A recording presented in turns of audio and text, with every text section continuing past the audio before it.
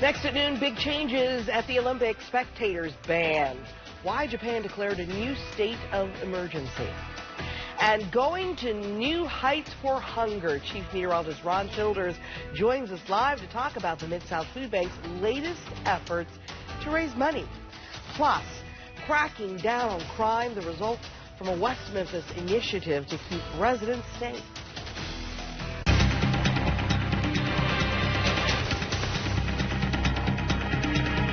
We begin with breaking news this noon hour. Spectators now officially banned from the pandemic-postponed Tokyo Olympics set to open in just 2 weeks from now. Japan declared a state of emergency trying to contain rising COVID infections. We will have more details on this in moments. First, though, it's going to be a hot one today throughout the Mid-South. The sun is shining now. Got some blue sky out there. Pretty puffy clouds. Looks gorgeous. There could be a pop-up shower in your area as well.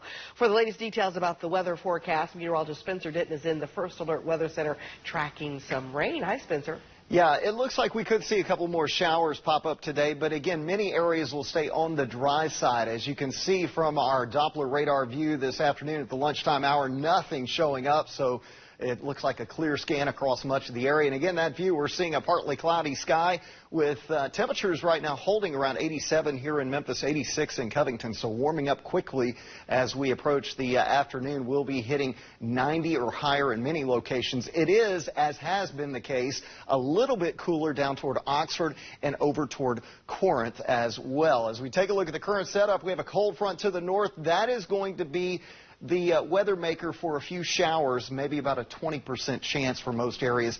Temperatures topping out around 91 or so this afternoon and then falling back into the 80s. Now, we do have higher rain chances toward the end of the weekend. We'll talk about that. Your first alert to timing will go hour by hour in Futurecast in just a bit. In the meantime, as I mentioned, right now we have a good supply of sunshine here in the Mid-South, including high above downtown Memphis, where we find Chief Meteorologist Ron Childers. Ron, what brings you to the top of the First Horizon building at the lunchtime hour? I'm going to tell you, Spencer, but I got to tell you, first of all, my First Alert weather app works beautifully up here on top of this First Horizon building, 25 floors up.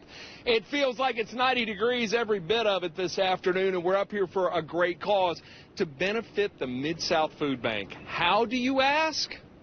By rappelling off the side. No, not today, but in October. And to tell me more about this is Haley Scruggs with the Mid-South Food Bank. Haley, you guys have put together one heck of an event. Tell us about it.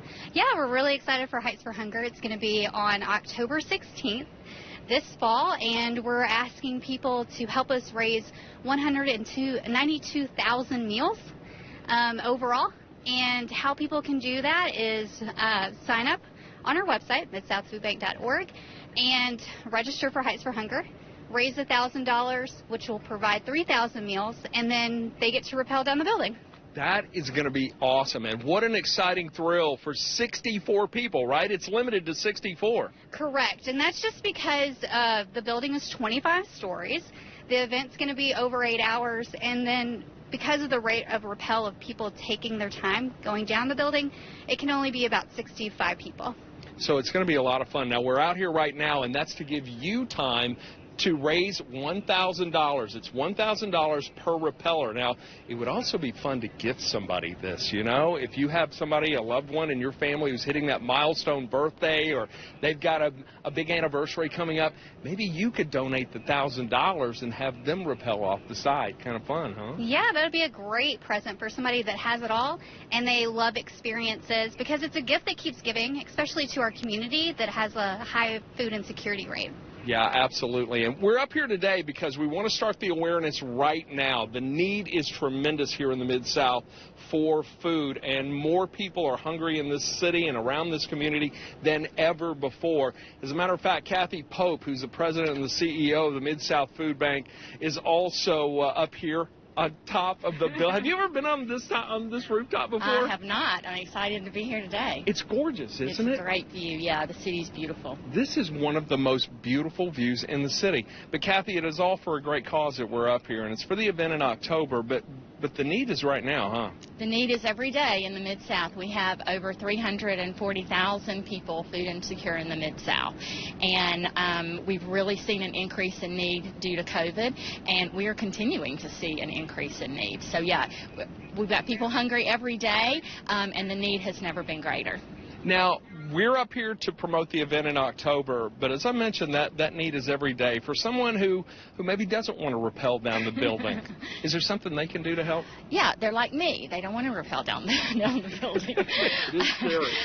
But the easiest way to help the people in our community who are struggling with hunger would just be to donate to the food bank, midsouthfoodbank.org, and we have a big donate button, and we make it very, very easy. For every $10, we can provide 30 meals. That's amazing. How many organizations are you servicing in the community? We have 300 partner agencies in the Mid-South, and then we've added some temp agencies that are helping us with those mobile distributions. If you've seen lines of cars at your neighborhood pantry, that's probably one of our, or not at the neighborhood pantry, but if you've seen cars lined up, some of it's our pantries, but we've gotten new partners that have helped us serve the underserved communities here in a great way. So we're really thankful for those partners. Well, WUMC is always happy to be part of the annual holiday food drive, but this is going to be a big event. October the 16th, all it's going to take is a $1,000 donation to the Mid-South Food Bank, and you can rappel down the side of this 25-story high building here at the First Horizon Bank building. In downtown Memphis, live atop the city, I'm meteorologist Ron Childers. Kim, back in the studio to you. All right, Ron, thanks a lot. Now, be careful up there, and we'll see you later today, okay? You got it. Okay. Well, WMC Action News 5's Cassie Carlson will be participating in that fundraiser coming this October. Well, with the opening ceremony for the Tokyo Olympics just 15 days away, Japan declared a new state of emergency in the city amid a spike in coronavirus cases. Tom Yamas is in Tokyo with how this will impact the Games. This morning, Japan declaring a COVID-19 state of emergency in Tokyo. The move set to collide with the start of the Olympic Games just 15 days away. Japan's Prime Minister Yoshihide Suga announcing the new restrictions to combat a recent spike in COVID cases. Japanese media reporting the government is moving to ban all fans from late-night Olympic competitions and showcase events, including the opening ceremony. Plus, the Olympic torch relay already being pulled off public streets in Tokyo. COVID-19 pandemic is not over yet. We will do our best to ensure the safe and secure Tokyo 2020 Games. Though the country has suffered fewer deaths per capita than other developed nations, Japan is taking no chances. Have you met anyone in Japan who wants the Olympics to happen? I haven't met any Japanese who are keen to have the Olympics. They are worried that there will be a spike and a surge in transmissions, and this is going to be bad news for Japan. Recent polls have shown more than half the Japanese want the Olympics to be canceled or postponed. One reason for concern, Japan's sluggish vaccine rollout. Just 15% of eligible Japanese are fully vaccinated.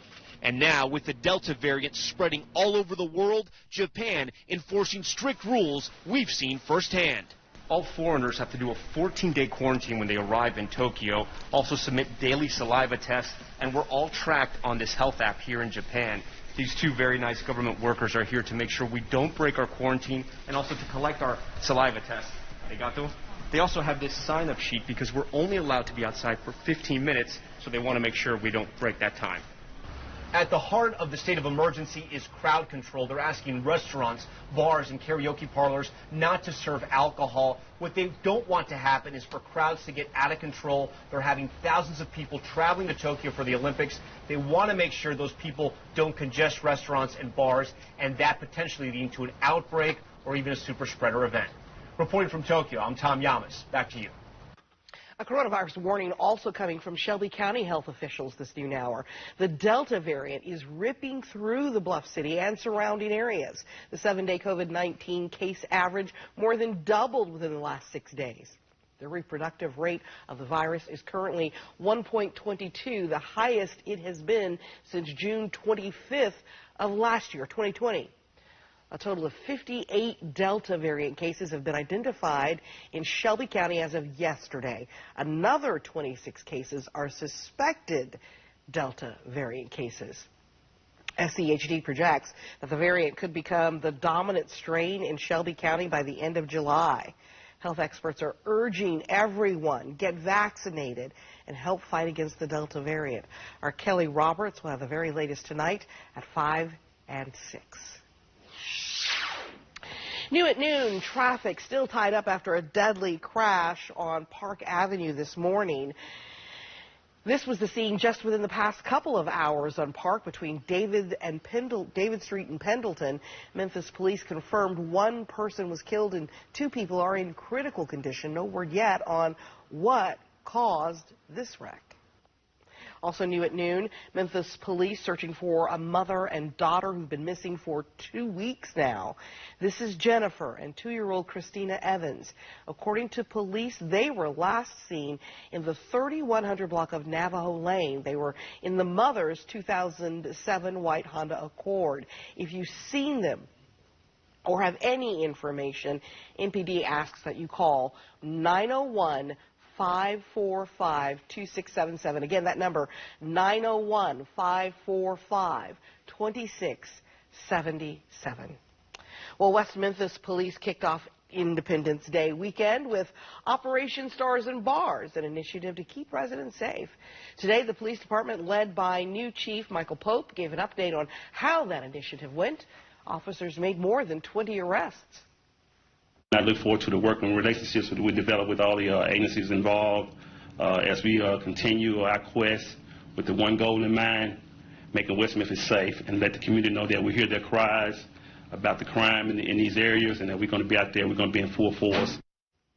Charges from this weekend range from breaking and entering to attempted first-degree murder. Well, next week, 6 days of events and celebrations will lead up to the unveiling of the Ida B. Wells statue in Memphis. That statue will be at the corner of Beale and South 4th Streets in downtown. The celebrations kick off Sunday with a community worship at the historic First Baptist Church on Beale Street. Throughout the week, there will be panel discussions and a pilgrimage. On Friday, July 16th, there will be a parade, and the statue of Ida B. Wells will be unveiled. Next at noon, assassination arrests. Suspects killed, others in custody, while an international manhunt continues after the assassination of Haiti's president.